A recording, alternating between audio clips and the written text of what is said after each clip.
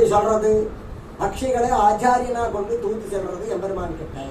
அவர் தான் ஆச்சாரியர்கள். விரகதாபத்தை யாரு சொல்றது அப்படின்னு எம்பெருமான் பக்கம்ல ஆச்சாரியன் தான் இந்த மாதிரி அப்படின்னு பிரார்த்திச்சு கொள்றது. அதையும் சொல்லி பார்த்தார், அதையும் கேட்டார்.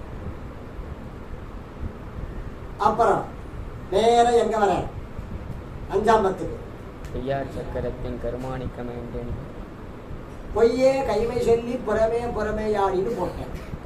பொய்யே கைமை சொல்லி புறமே புறமேயாடி. எந்த வைபவம்? பண்டு 100 வரை மரணமடைவித்தமாயவன் அப்படின்னா அப்பதான் நினைச்சுக்கிறார். ஓ தஞ்சம் என்று தனதானது ஐவருக்கு திறங்கள் காட்டியிட்ட மாயம். இந்த 5 பேருக்காக 100 பேரையுமே சரணாகதி பண்ண இந்த 5 பேருக்காக 100 பேருமே முடிச்சு அனுப்பிச்சா. அப்பேற்பட்ட மாயன் அவன் நாம போய் கேட்டு உடனே ஆகிறது இல்லை அப்படின்னா அப்ப என்ன பண்றதுன்னு கேட்டான். அங்கதான் வர எம்பெருமான் பக்கத்துல போய் நான் நிர்பந்திச்சுக்க கூடாது. எந்த ஒரு விருப்பத்தையும் மோட்சத்தமா இருக்கட்டும், இல்லை வேற ஏதாவது ஒரு கைங்கரியமா இருக்கட்டும், வேற ஏதாவது ஒரு செயலா இருக்கட்டும், எம்பெருமான் பக்கத்துல போய் எம்பெருமான் கிட்ட நாம நிர்பந்திச்சுக்க கூடாது. இது எனக்கு நடத்தணும் அப்படின்னு நிர்பந்திச்சுக்க கூடாது அப்படின்னு திருவுள்ளப்பட்ட. நிர்பந்திக்க கூடாதுன்னா என்ன அர்த்தம்? என்னை காப்பாத்துங்கன்னு சீதை போய் நிர்பந்திச்சுக்கல. திரௌபதி நிர்பந்திச்சான், ரக்ஷகம்னு கூப்பிட்டா அதனால வந்தேன். விராட்டி நிர்பந்திக்கல என்னை காப்பாத்துங்க. அவன் காப்பாற்ற வேண்டியது அவனுடைய டியூட்டி, காப்பாற்றட்டும். அப்படியே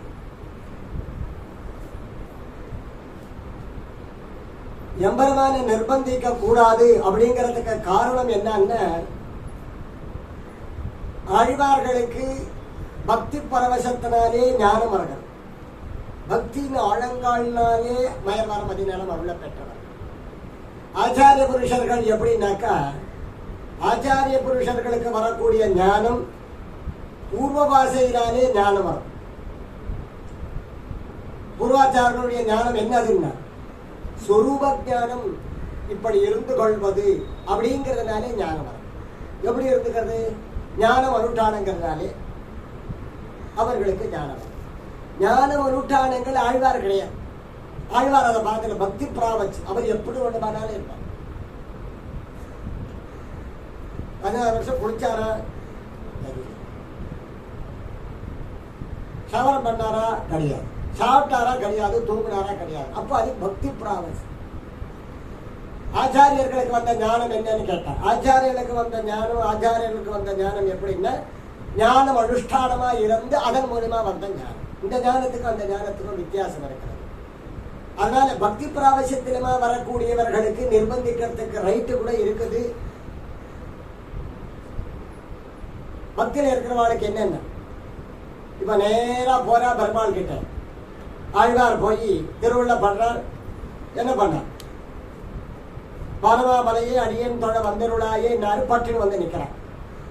ஆச்சா, பரமாமலையேன்னு சொன்ன உடனே பெருமாள் உடனே நிக்கணும் அப்படின்னா தொழுதார். உடனே நின்றார். ஆனா பிராப்தி வேண்டும் அப்படின்னு சொல்லுகிற பொழுது அது அவருடைய சுவாதந்திரியம் அப்படிங்கிறத எப்ப தெரிஞ்சுக்கிறார்? நெடுமார்கடிமை செய்வேன் வருகிற போது தெரிஞ்சுக்கிறார். நெடுமார்கடிமை செய்வேன் போல் அவன கருத வந்தித்து தடுமாற்ற தீக்கரிகள் முற்றும் தகுந்த சதி நினைத்தால் கொடுமா வினை அவன் அடியார் அடியை கூடும் இது வந்தாலும் அங்க தெரிஞ்சுக்கிறார்.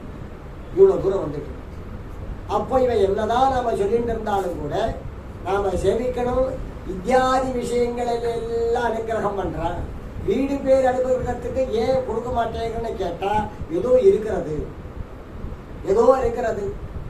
திருக்கட்சி நம்பி என்ன சொன்னார்? உனக்கு நான் பேசிட்டே இருக்கிறேன், பக்கத்துல இருக்கேன், இருந்தாலும் நீ போய் உங்க வாத்தியாருக்கு போய் கைங்காரம் பண்ணிட்டு வா அப்படின்னு சொன்னார். அப்ப ஆழ்வாருக்கு என்ன தோன்றது? நாம இதை மட்டும் பேசிட்டே இருக்கிறோம், அதுக்கு மட்டும் பதில் சொல்ல மாட்டேங்கிறோம், நீங்க எல்லாம் செய்யலாம்.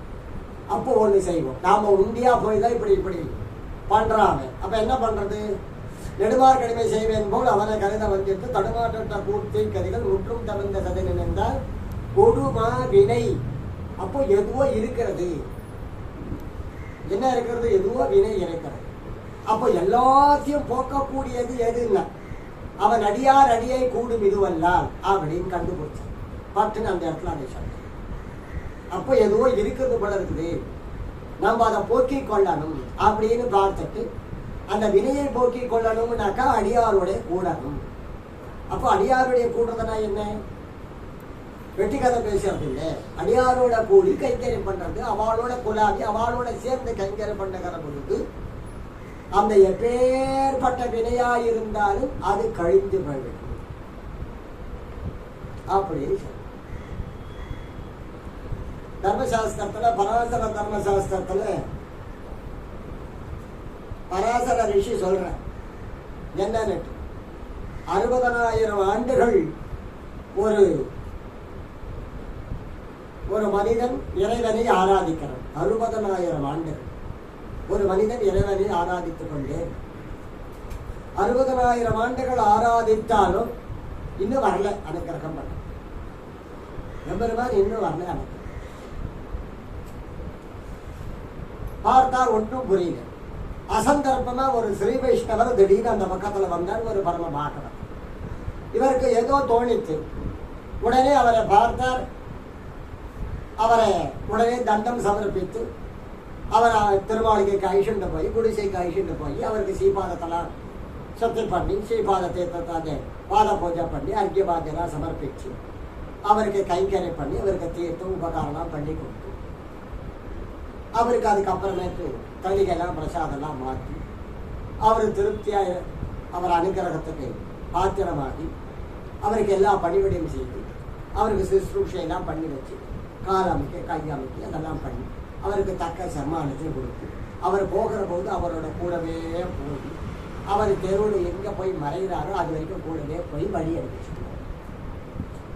அனுப்பிச்சுட்டு வந்த உடனே பார்த்தா உடனே அனுக்கிறார் அப்படின்னு. 60,000 ஆண்டுகள் எம்பெருமானை ஆராதித்து இருந்தவனுக்கு வர